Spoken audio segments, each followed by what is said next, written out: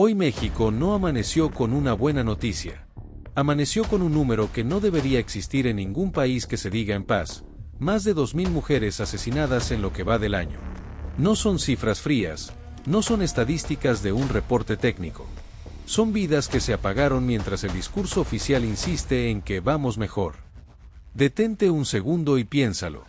2.000 mujeres, 2.000 historias, 2.000 familias que hoy viven con un vacío permanente. Y mientras tanto, desde el poder se repiten frases de control, de avances, de reducción de delitos. ¿Cómo se explica esa narrativa frente a esta realidad? Este número no cayó del cielo. Es el resultado de una violencia que se ha normalizado, de una inseguridad que se volvió parte del paisaje y de un sistema que llega tarde o no llega. Cuando un país empieza a contar mujeres asesinadas por miles, algo profundamente grave está ocurriendo, aunque se intente suavizar con porcentajes y comparativas. Aquí no hablamos solo de feminicidios reconocidos oficialmente. Hablamos también de homicidios de mujeres que no se investigan con perspectiva de género, de casos que se pierden en la burocracia y de familias que pasan de la esperanza al abandono. Cambiar la etiqueta no cambia la realidad, la violencia sigue cobrando vidas. Y lo más indignante es que esto ya nos sorprende. Ese es el verdadero peligro. Que el horror se vuelva costumbre. Que el número crezca y apenas genere reacción. Que el miedo se normalice. Porque cuando la sociedad deja de asombrarse, la violencia gana terreno. Quédate hasta el final, porque este no es solo un recuento de cifras. Es una radiografía de por qué la inseguridad sigue fuera de control y de quién tiene que responder por ello. Mientras desde fuera del país algunos usan estas cifras para lanzar amenazas y discursos oportunistas, aquí seguimos siendo nosotros los que convivimos con el miedo real. Este acto es solo el inicio. Y lo que viene después es todavía más incómodo. Cuando se habla de más de 2.000 mujeres asesinadas, el primer intento suele ser diluir la cifra. Se divide, se reclasifica, se compara con otros años. Se dice que no todo recuerda feminicidio, que hay contextos, que las tendencias van a la baja. Pero para las familias, ninguna clasificación devuelve a nadie. Y para la sociedad, el resultado es el mismo: violencia impune. Aquí está el punto crítico: la estadística se usa como escudo. Si un caso no entra en una categoría, parece que pesa menos. Si no se investiga con perspectiva adecuada, se pierde en el sistema. Así, miles de asesinatos de mujeres se convierten en números que no activan respuestas urgentes. La violencia se fragmenta en tablas y gráficas mientras la calle sigue igual de peligrosa. Estados que se repiten año tras año encabezan las listas. Cambian los nombres de los programas, se anuncian alertas, se instalan mesas de trabajo. Pero los resultados no llegan al ritmo del problema. Y cuando la respuesta es lenta, el mensaje para el agresor es claro: hay margen para seguir. Esta falta de contundencia no ocurre en el vacío. Forma parte de una inseguridad generalizada donde el crimen actúa con ventaja. Si no hay prevención efectiva, si la investigación falla y si la justicia tarda, la violencia encuentra terreno fértil. No importa si es violencia de género, extorsión o homicidio, la impunidad conecta todo. Mientras tanto, desde el poder se insiste en que se está trabajando. Y desde fuera, ese personaje del norte que simplifica todo aprovecha las cifras para su discurso duro, como si señalar desde lejos resolviera algo. Mucho ruido mediático, poca protección real para quienes viven aquí. Este acto deja una verdad incómoda: las cifras no bajan porque las causas no se atienden de raíz. Y mientras el enfoque siga siendo administrativo y no humano, la brecha entre discurso y realidad seguirá creciendo. Lo que sigue es bajar esto a la vida diaria: cómo estas cifras cambian rutinas, decisiones y miedos, y por qué la inseguridad se siente incluso sin conocer a una víctima directa. Las cifras no se quedan en los informes, bajan a la calle. Se vuelven decisiones pequeñas que, juntas, cambian la vida. Mujeres que adelantan la hora de regreso, que evitan ciertas rutas, que mandan ubicación en tiempo real, que caminan con la llave entre los dedos. No es paranoia, es adaptación forzada. Y cuando adaptarse se vuelve regla, el país pierde normalidad. Este miedo no aparece de un día para otro. Se acumula con cada noticia, con cada caso cercano, con cada historia que se comparte en voz baja. La inseguridad se aprende. Se aprende a no salir sola, a no usar el transporte a ciertas horas, a no denunciar por si acaso. Así, la violencia no solo quita vidas, encoge libertades. Las familias también cambian. Madres que no duermen hasta que llegan sus hijas. Hermanas que acompañan trayectos. Padres reminderando llamadas. El hogar se convierte en centro de vigilancia improvisada. Y todo esto ocurre mientras se insiste en que hay avances. ¿Avances para quién? La impunidad es el telón de fondo.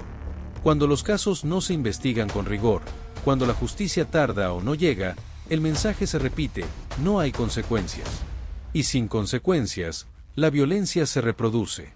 No importa la etiqueta del delito, importa el resultado, una vida menos y un miedo más. Desde fuera, ese actor del norte que usa cifras ajenas como consigna vuelve a señalar y a prometer dureza. Pero aquí, la dureza es real y cotidiana. Aquí no se vive de discursos, se vive de precauciones. Mucho ruido desde lejos, poca empatía con quienes ajustan su vida cada día. Este acto deja algo claro: la inseguridad ya decidió por millones. Decidió horarios, rutas y silencios. Y cuando la violencia decide por la gente, el Estado pierde autoridad moral. Recuperarla exige algo más que anuncios, exige resultados que se sientan en la piel. Lo que sigue es enfrentar la pregunta incómoda: ¿quién responde cuando la protección falla? ¿Y por qué la responsabilidad política no puede diluirse entre cifras? Llegamos al punto donde ya no basta con describir el problema. Hay que señalar responsabilidades. Porque cuando miles de mujeres son asesinadas y la inseguridad sigue marcando la vida diaria, alguien tiene que responder. No con discursos, no con cifras acomodadas, sino con resultados que se sientan en la calle. Aquí la falla es estructural. Prevención débil, investigaciones que se caen, fiscalías rebasadas y una coordinación que no siempre fluye. La consecuencia es clara: la impunidad manda. Y cuando manda la impunidad, la violencia se reproduce. No importa cuántos programas se anuncien si el sistema no llega a tiempo ni llega completo. La responsabilidad política no se puede diluir entre dependencias. Claudia Sheinbaum Pardo, como cabeza del Proyecto de Seguridad Nacional, carga con una expectativa legítima: proteger vidas. La gente no pide milagros, pide que las decisiones se traduzcan en protección real. Cuando eso no ocurre, la confianza se rompe y el discurso pierde peso. Se anuncian alertas, mesas y campañas. Pero la pregunta persiste: ¿por qué no se previno? ¿Por qué tantas víctimas no encontraron protección antes? La seguridad no puede ser reactiva. Cuando llega después, ya es tarde. Y cada caso que no se previene refuerza la sensación de abandono. Desde fuera, ese personaje del norte que convierte el dolor ajeno en consigna vuelve a señalar y amenazar, como si la complejidad de la violencia se resolviera con frases duras. Mucho ruido desde lejos, poca solución para quienes viven aquí. El problema no se arregla con gritos, se arregla con instituciones que funcionen. Este acto deja una verdad incómoda: cuando nadie responde, la violencia se normaliza. Y normalizarla es perder terreno. Recuperarlo exige asumir responsabilidades, corregir fallas y sostener resultados en el tiempo. Sin eso, la cifra seguirá creciendo y el miedo seguirá decidiendo. Lo que sigue es entender cómo esta falta de respuesta se convierte en un problema nacional, con efectos que rebasan estados y comunidades. Lo que muestran estas cifras no es una crisis localizada, es un problema nacional. Cuando más de 2.000 mujeres son asesinadas en distintos estados, el mensaje es claro: la violencia no reconoce fronteras ni administraciones. Cambian los contextos, pero el patrón se repite. Y cuando el patrón se repite, no estamos frente a casos aislados, sino frente a una falla sistémica. El impacto se siente en cadena. Estados que refuerzan medidas de emergencia, municipios que ajustan horarios, comunidades que reducen su vida pública. Las familias aprenden a cuidarse como pueden, mientras la autoridad se mueve de forma desigual. La dispersión cuesta. Cuando no hay una respuesta homogénea y sostenida, la violencia encuentra huecos para avanzar. Este efecto dominó también pesa en lo económico y social. Proyectos que se frenan, empleo que no llega, turismo que se repliega. La inseguridad encoge el futuro y castiga a quienes menos margen tienen. No es solo un tema de seguridad, es un tema de desarrollo y bienestar. Y mientras eso ocurre, el discurso intenta separar delitos, minimizar cifras y prometer correcciones graduales. Desde fuera del país, ese actor del norte que simplifica la complejidad vuelve a usar estas cifras como argumento para su narrativa de mano dura. Señala y amenaza, como si el problema se resolviera con frases altisonantes. Pero aquí la realidad exige algo más: instituciones que funcionen, prevención real y justicia que llegue. Mucho ruido desde lejos, poca solución aquí. Este acto deja una conclusión clara: si no se aborda como problema nacional, no habrá salida.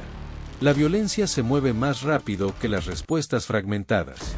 Y cada día sin coordinación real amplía la brecha entre lo que se promete y lo que se vive. Lo que sigue es enfrentar el costo de seguir igual y por qué posponer las correcciones sale más caro que asumirlas ahora. Cada día que pasa sin una corrección de fondo encarece el precio que paga la sociedad. No es un precio abstracto, se cobra en miedo, en desgaste emocional y en oportunidades perdidas. Cuando la respuesta se queda en anuncios y no en resultados sostenidos, la violencia gana tiempo. Y el tiempo, en este contexto, siempre juega a favor del agresor. El primer costo es humano. Vivir en alerta constante cansa. La ansiedad se normaliza, la confianza se erosiona y la esperanza se reduce. Mujeres que ajustan su vida para sobrevivir, familias que aprenden a vigilar en lugar de disfrutar, comunidades que se repliegan. La violencia no solo quita vidas, reduce libertades. Y una sociedad con libertades recortadas no puede avanzar. El segundo costo es institucional. Casos que no se investigan bien, carpetas que se apilan, procesos que se alargan. La impunidad se vuelve costumbre. Y cuando la impunidad manda, el mensaje es devastador: no hay consecuencias. Sin consecuencias, la violencia se reproduce. No importa cuántas campañas se lancen si el sistema no llega a tiempo ni llega completo. El tercer costo es económico y social. Inversiones que no llegan, proyectos que se congelan, empleo que se pierde. La inseguridad expulsa futuro. Recuperarlo después es más caro que protegerlo a tiempo. La historia es clara: posponer las decisiones multiplica el daño y estrecha el margen de corrección. Mientras tanto, desde fuera, ese personaje del norte que capitaliza el dolor ajeno seguirá usando estas cifras para su discurso de presión y amenaza. Mucho ruido mediático y soluciones simplistas, poca contribución real para proteger a quienes viven aquí. El foco se va al intercambio retórico y se pierde la solución concreta. Este acto deja una verdad incómoda: no actuar ahora consolida el problema. Cada semana sin cambios profundos normaliza el miedo y fortalece la impunidad. La pregunta ya no es si se puede corregir, sino si estamos dispuestos a pagar el costo de no hacerlo. Lo que sigue es el cierre. ¿Qué está en juego hoy y por qué aún hay margen para exigir resultados, si no soltamos el tema? Después de recorrer cifras, contextos y consecuencias, queda una verdad que ya no se puede suavizar: más de 2000 mujeres asesinadas no es un error estadístico, es un fracaso colectivo. Un fracaso de prevención, de investigación y de voluntad política para convertir promesas en protección real. Cuando el número crece y la respuesta no alcanza, el discurso se vuelve ruido. Aquí no sirve decir que se está trabajando si la gente sigue cambiando rutas, horarios y hábitos para sobrevivir. No sirve presumir programas si la seguridad no se siente. La seguridad no es un anuncio, es una experiencia cotidiana. Y hoy, para millones, esa experiencia sigue marcada por el miedo. La responsabilidad no se diluye. Claudia Sheinbaum Pardo y quienes conducen la estrategia de seguridad deben responder con hechos, no con comparativas. Proteger vidas exige prevención que llegue antes, investigaciones que no se caigan y justicia que no tarde. Sin eso, cada cifra nueva confirma que el sistema llegó tarde otra vez. Mientras tanto, desde fuera, ese personaje del norte que convierte tragedias ajenas en consigna seguirá señalando y amenazando. Mucho estruendo desde lejos, poca solución para quien vive aquí. La salida no es el ruido ni la simplificación, es fortalecer instituciones, coordinar esfuerzos y sostener resultados en el tiempo. Este canal existe para no soltar el tema, para incomodar cuando haga falta, para recordar que normalizar el horror es rendirse. Y rendirse no es opción, porque cuando dejamos de exigir, la violencia avanza. Si tú también crees que esto no puede seguir así, suscríbete para seguir informándote sin maquillaje. Comparte este video para que no se esconda el problema. Comenta cómo se vive la seguridad en tu estado hoy. La violencia no se maquilla. La seguridad no se promete. Se exige, todos los días.